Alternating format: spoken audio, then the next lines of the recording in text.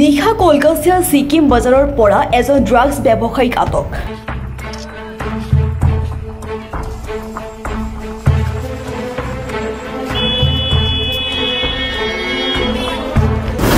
স্থানীয় ৰাইজৰ তৎপৰতাত কলকাতা আৰক্ষীয়ে আটক কৰে ড্ৰাগছ ব্যৱসায়ীগৰাকীক।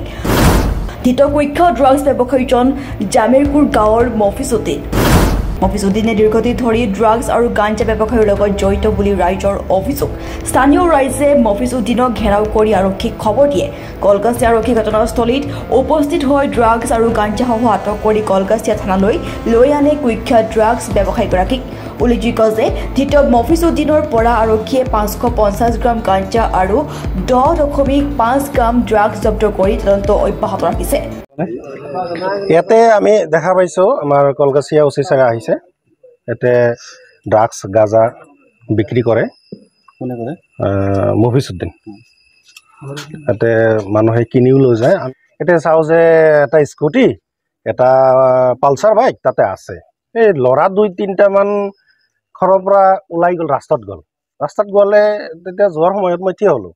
থিয় হোৱাৰ পিছত মই ক'লোঁ যে ভাইটি তুমি ৰখাচোন মোক চাই এনেকুৱা দৌৰি মানে নৰখিলে আৰু দৌৰি গ'ল গুচি। জনামতে আমি আমাৰ গাঁৱৰ ল'ৰাবিলাকে যদি এনেকুৱা বিক্ৰী কৰে নষ্ট হৈ যাব, বেয়া হৈ যাব, এইটো অতি সোনকালে বন্ধ হ'ব লাগে। তো মই জনামতে 6 মাহ ধৰি চলি আছে। এইটো তেওঁৰ বিজনেছে। এইটো আমি ৰাস্তাৰ কাম যে কৰি আছিলোঁ, এইফালে ৰাস্তাৰ কাম চলি থকা অৱস্থাতে আমি চাইছোঁ যে এইটো ঘৰত মানুহ সোমাইছে, ল'ৰাকেইটা আকৌ গুচি গৈছে, সেনেকৈ আমি চাইছোঁ।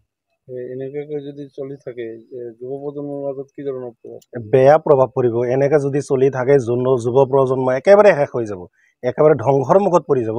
এইটো বৰ বেয়া হৈ যাব। যুৱ প্ৰজন্ম মানে বাচি নাথাকে আৰু বেয়াৰ ফালে ডাল খাব। কি বিচাৰে? এইটো আমি ন্যায় বিচাৰোঁ। এইটো এৰেষ্ট কৰিব লাগে, জেল হাজতলৈ প্ৰেৰণ কৰিব লাগে আৰু দ্বিতীয়বাৰ যাতে এনেকুৱা নহয় সেইটো আমি বিচাৰিছোঁ। ল'ৰাজনৰ নাম কি আছিলে? মফিজুদ্দিন। গাঁওখনৰ নাম জমিৰপুৰ। তাৰমানে আমাৰ গাঁৱৰে মফিজুল নামৰ এটা ল'ৰা আছে, সি তাৰমানে ড্ৰাগছ আৰু গাঞ্জা বিক্ৰী কৰি থাকে। আমি বহুত দিনৰ পৰা অলপ চলপ গম পাওঁ, তাৰমানে ডাইৰেক্টলি গম নাপাওঁ। তাৰমানে আজি ডাইৰেক্টলি ছাৰে আহি এটা কৰিছে, ধৰি লৈছে। মোৰ সৰু ভাইটি এটা আছে, সি তাৰমানে ড্ৰাগছ আৰু গাঁজা খাই আজি 3 দিনমান হ'ল। আগতে আমি ঘৰৰ পৰা তাৰমানে যিখিনি মোৰ বাবাৰ পইচা আছিল গোটেই মাহ লৈছে, চুৰি তুৰি কৰি লৈছে। পৰহি দিনা মোৰ মাৰ সোণাৰ কাণৰ আৰু হাতৰ হেৰি আছিল, সেই লৈ বিক্ৰী কৰি ইয়াতে ড্ৰাগছ খাইছে। খাৰ পিছত আমি গম পোৱাৰ পিছত আমি আৰু মোৰ ডাঙৰ ভাই দুজনে ধৰি মাৰি চাৰি কলকাতা থানা ছাৰক ফোন কৰিছিলোঁ। পিছত ছাৰে ষ্টাফ পঠাই দিছে, লৈ কিনে হস্পিটেল লৈ গৈছে। লোৱাৰ পিছতে আপোনাৰ ছাৰে ৰিহাবত পঠাই দিছে আৰু 3 দিনমান পিছতে ছাৰে ইয়াতে পাইছে, ঘৰত আহি গাঁজা আৰু ড্ৰাগছ পাইছে। কিমানখিনি পাইছে? প্ৰায় গাঁজা আপোনাৰ 500 কিমান গ্ৰাম পাইছে আৰু ড্ৰাগছ আছে নেকি? ড্ৰাগছো আছে লগতে, ড্ৰাগছ আছে। কি বিচাৰে এতিয়া আমি ন্যায় বিচাৰোঁ, আমাৰ গাঁৱটো যাতে ভাল হয়, কোনোবাই যাতে সেইবিলাক নাখায় আৰু আমি ন্যায় বিচাৰোঁ। এই মানুহজন কিমান দিনৰ পৰা এইটো বিজনেছ কৰি আছে? আমিতো গম পাওঁ 1-1.5 বছৰমান বিক্ৰী কৰি আছে। আগৰ পৰা বিক্ৰী কৰিব পাৰে। মইতো ঘৰত নাথাকোঁ, বাহিৰত থাকোঁ। তাৰমানে মাহত 1 দিনমান 2 দিনমান ঘৰত থাকোঁ, তাৰপিছতো মই গম পাওঁ। কি নাম ল'ৰাজনৰ? মোৰ ল'ৰাটোৰ নাম মফিজুদ্দিন। দেউতাৰ নাম? দেউতাৰ নাম চানমুখ নেকি। গাঁওখনৰ নাম কি? গাঁওখনৰ নাম এইটো জুমৰকুৰ বুলি হ'ব, তাৰমানে এইটো বৰডাঙ্গা খাটাকুচি বৰ্ডাৰ দিয়ে হয়। এইটো হেৰি জুমৰকুৰ বুলি মেইন জুমৰকুৰ। কোনটো থানা পুলিচ আছে? থানা আপোনাৰ এইটো কলকাছিয়া। ইয়াতে তাৰমানে মফিজুদ্দিনৰ ঘৰত কিবা ড্ৰাগছ আৰু এই গাঞ্জা ধৰা পৰিছে। তাৰপিছত সেইখিনি আপোনাৰ আমাৰ ওচি ছাৰে আহিছে, আহি পেলাই চাৰ্জ কৰি পেলাই গাঞ্জা পালে আপোনাৰ 557 গ্ৰাম আৰু ই পালে ড্ৰাগছ পালে 10.5 গ্ৰাম।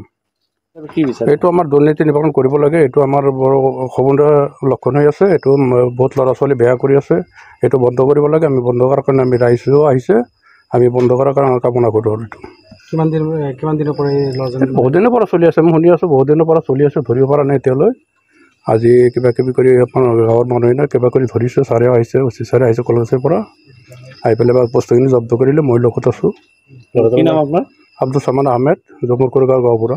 ল'ৰাজনৰ নাম কি আছিলে? মফিজুদ্দিন। গাঁওখনৰ নাম? জমৰকুৰ। কলকাছিয়াৰ পৰা বহিবুল ইছলামৰ ৰিপৰ্ট এনি লাইভ। খবৰ মানে এনি লাইভ 24x7 আৰু এনি লাইভ ডিজিটেল। যিকোনো খবৰৰ বাবে যোগাযোগ কৰক 9387734920 আমাৰ এই নম্বৰত।